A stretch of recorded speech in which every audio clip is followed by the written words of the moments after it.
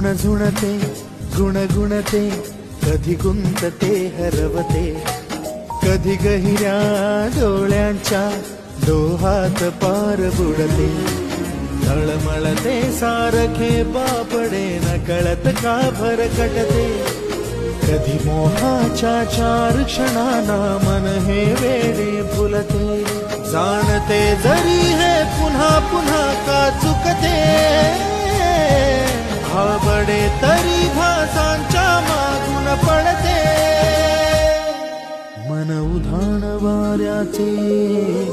गुज पावसाचे